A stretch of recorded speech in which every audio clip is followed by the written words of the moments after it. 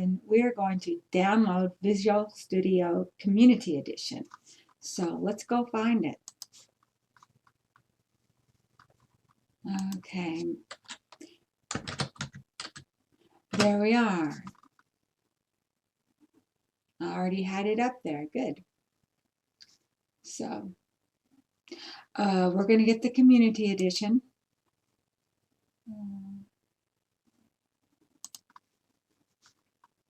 I've switched up PCs. So thank you for downloading. Okay, let's go ahead and fill this in. Let's make sure I got type right. Small I.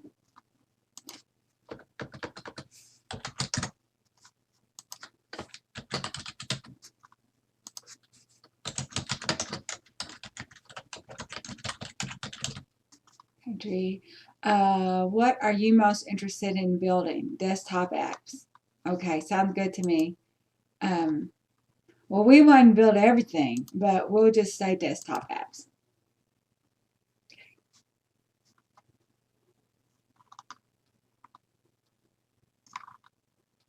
It says it's finished downloading, so we're going to run it. Do you want? Yes.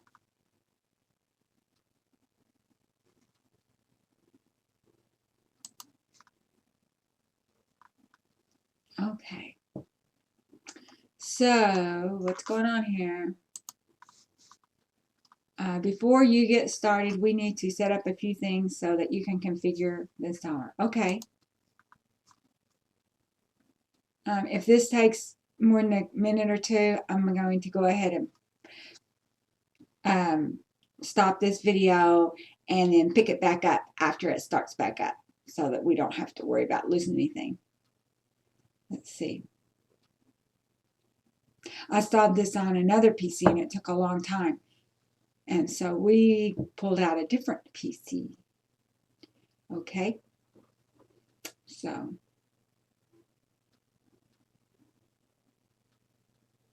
Okay. I think we're going to go ahead and pause this or stop it.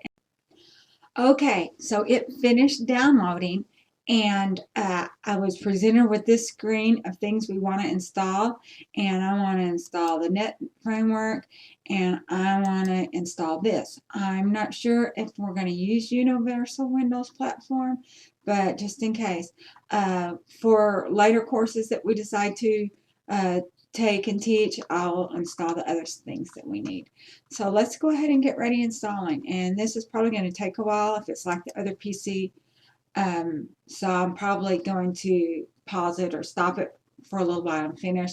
Although the other PC was a newer PC, but it was less expensive and it just took a ridiculous amount of time. It was like a Dell, but I didn't pay but like maybe $300 for it. This PC I'm using now is probably 10 years old. I think I bought it in 2010, but it's a better PC, so maybe it'll go faster. Anyway, it's still going to take a while. So we're going to pause this video and we're going to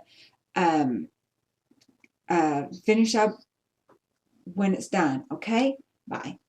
In this lesson, we're going to create our first traditional Hello World program.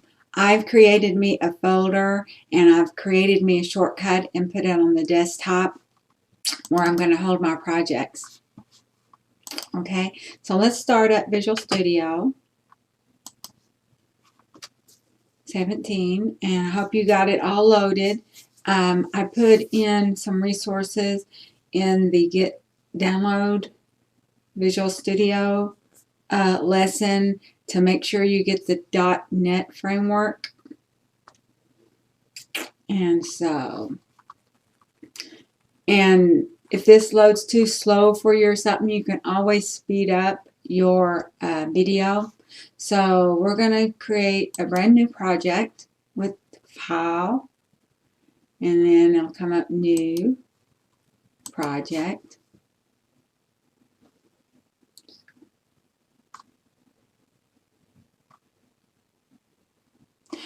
And location, that looks good to me. We're going to call it This defaulted because that's the last one I used, so this Windows Forms app.net framework. Make sure that's the one you use because we're doing WinForms. So we're going to call it Hello World. And this .NET framework of 4.6.1 is just fine. You can make it lower. I've used everything down to 3.5. So I think that should be fine. Even if you wanted to go to 3.5, I don't think we're doing anything that wouldn't accommodate even 3 or 2. But we'll leave it at 4.6.1 just in case we want to do some wild and crazy stuff. So we're going to build it, and it's going to create our project for us.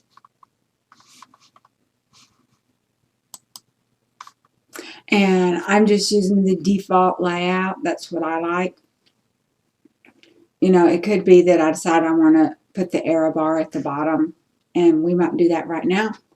As soon as this comes up, that way we can see our program errors when we have them. We shouldn't have any today because it's a small program.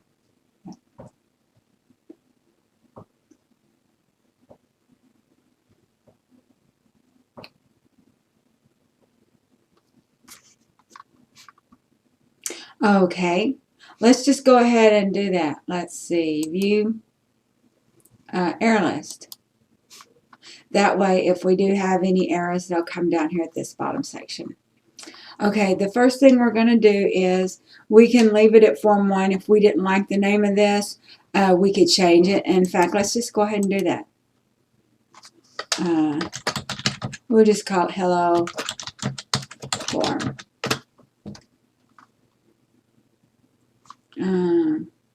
Yes, we're going to do it. Now then, one thing we need to check on this program.cs, it probably didn't change the name of it. Oh, it did. But if it didn't, then you would need to change this from Form 1 to Hello World. So that's good.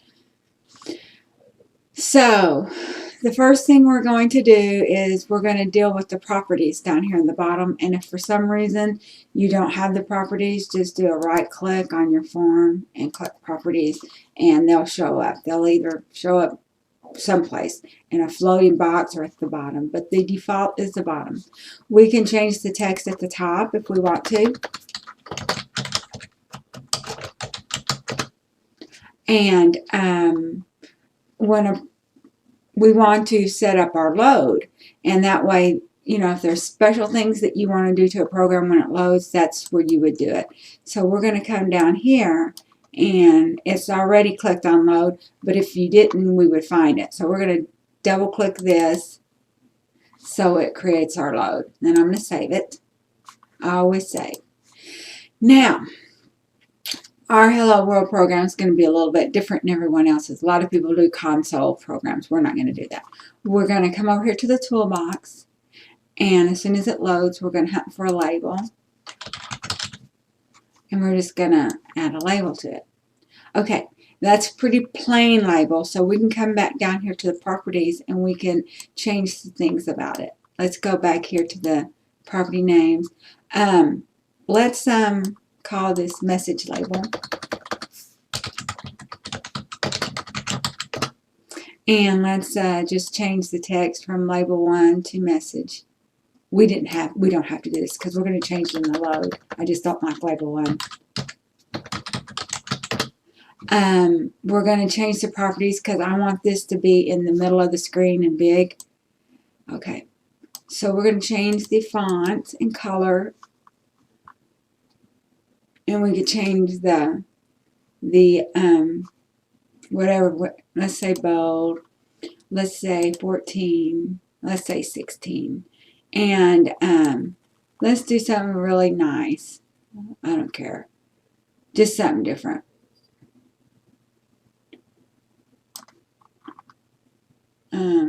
Well, let's do wingdings. Yeah, let's do wingdings. That looks good to me because we've got Hello World on the top. So let's say okay. So we want to change the color now. What color do we like? Crimson looks good. It's kind of pink. Well, some people might not like pink. Let's just do dark slate blue. Alrighty, now then we want this centered. So what we're going to do is we're going to go up here and say auto size. We're going to say it's false. And then we're going to remove all the docking.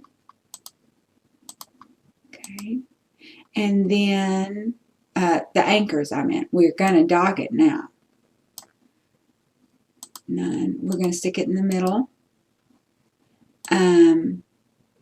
Let's make sure this stuff say anchor. It anchored itself again. We don't want that. So make sure it saved dock. None. Okay. This is going nuts on me, but that's okay. Allow drop, auto size false. True.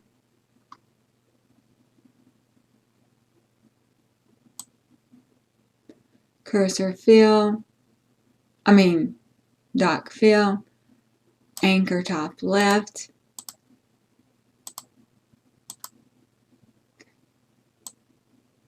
Okay, that's good. Better. We did this before. And a lot of times after you get one worked out the way you like, you can just copy and paste it from one project to another. It's just being contrary today. Okay. Well, let's take the text alignment. Middle center. Okay, that's what the missing key was. And we don't have to do wingdings. Let's go ahead and we'll use wingdings for other stuff. Let's just give it a regular font. Gothic. Okay, just anything. Okay, so we're going to save it. And we've already created our load. And so now we need to come over here and actually do something in the load. So let's do a right click and click view code. And sometimes the code will be here. Like here it is. That is the designer part, which we'll get into that later. But if you don't have this .cs over here on the right side, you just right click and click view code. And be careful like clicking on these forms, because like when you double click something you could add an event, and we don't want that. Like if I was to like double click this right now, it would add a click event to that label, and we don't want that. So we know our name of our label. We called it message label. L-A-B-L-E. Is that how you spell label? L-A-B-E-L. We misspelled it. It's not that big of a deal, but it's a little deal. So we're coming over here to view the code. Now we're going to change the text of that when it loads. So we're going to say message.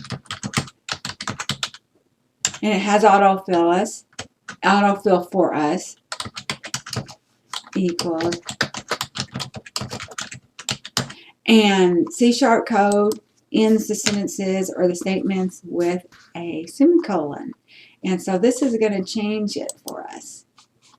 So let's run it. Build it and run it. It's debugging. We can see our output. We can see over here our error list. We didn't have any errors. It would have showed us if we did. And while it's waiting, if you want to speed it up, you can. It shouldn't take too long, but anyway, it's an old PC. I typically use a Mac, but I dug out these old PCs when I decided I was going to start doing Udemy lessons. Okay, it's coming up for us now. There we are. We've got our traditional Hello World program. So there you go.